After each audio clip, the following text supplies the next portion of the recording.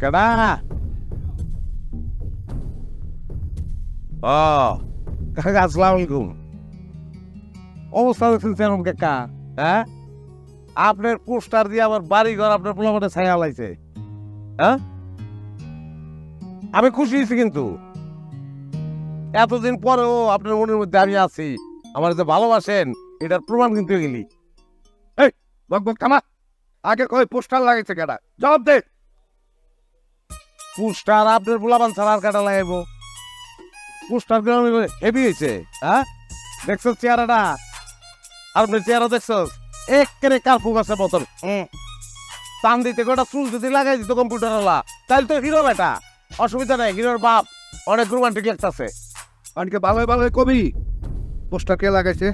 আরে আমি তো হবাই দেখলাম, আপনাকে পোস্টার আপনার আমার নাই।